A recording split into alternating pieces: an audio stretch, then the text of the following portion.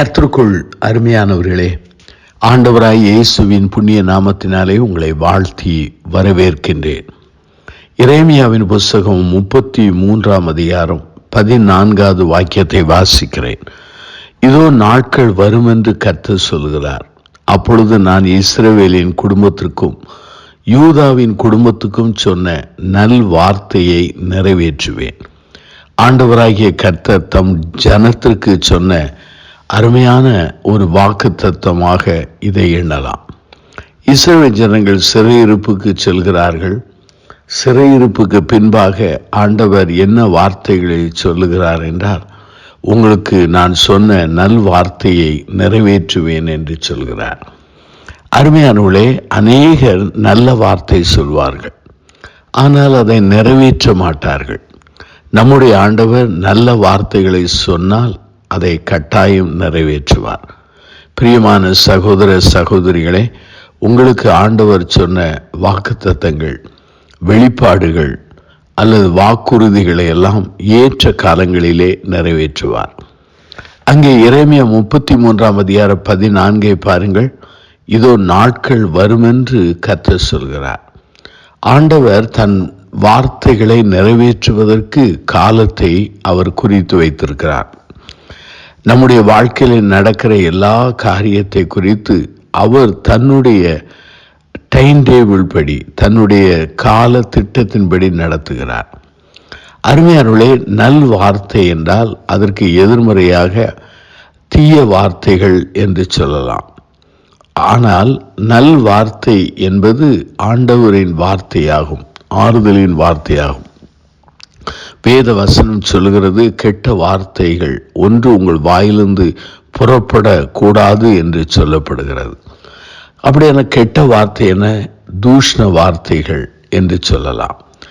ஆனால் திருமுறையை வாசித்தால் ஆண்டவருக்கு விரோதமாக நாம் பேசுகிற வார்த்தைகள் அல்லது நெகட்டிவ் தாட்ஸ் அல்லது எதிர்மறையான வார்த்தைகள் அல்லது அவநம்பிக்கையின் வார்த்தைகள் அல்லது விசுவாச துரோகத்தோடு பேசுகிற வார்த்தைகளும் கெட்ட வார்த்தைகள் என்று சொல்லலாம்.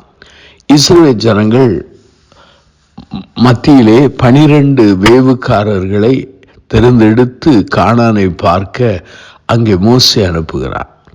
அவர்கள் திரும்பி வந்தபோது 10 பேர் சொன்னார்கள், அந்த தேசமானது பாலும் தேனும் ஓடுகிற தேசம், ஆனால் நெடிய மக்கள் இருக்கிறார்கள்.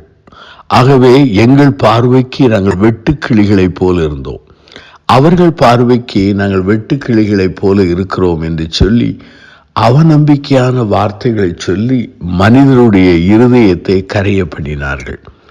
இதுவும் ஒரு கெட்ட வார்த்தை தான்.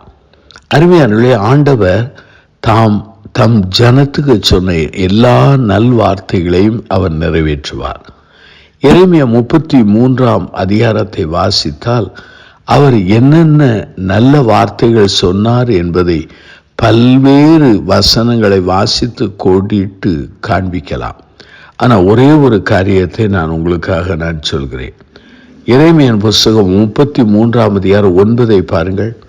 நான் அவர்களுக்கு செய்யும் நன்மையெல்லாம் கேட்க போகிற பூமியின் எல்லா ஜாதிகளுக்கு முன்பாக அது எனக்கு மகிழ்ச்சி உள்ள கீர்த்தியாயும் புகழ்ச்சியாயும் மகிமையாக இருக்கும்.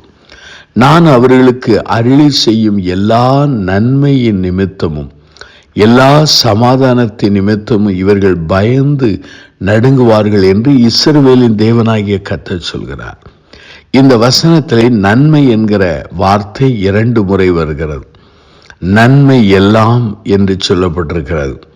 அடுத்ததாக எல்லா நன்மையின் நிமித்தம் ஆண்டவர் எனக்கும் உங்களுக்கும் அவர் நன்மையை தருவேன் என்று சொன்னார்.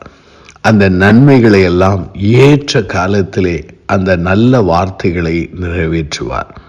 அருமையாக இந்த செய்தியை கேட்டுக்கொண்டிருக்கிற சகோதர சகோதரிகளே, கர்த்தர் சொன்ன நல்ல வார்த்தைகளை நிறைவேற்றுவார். உண்மையாகவே ஆண்டவருடைய வார்த்தைகள் தரையிலே விழாது. அவருடைய வாயின் வார்த்தையிலிருந்து நான் சொல்லுகிறேன்.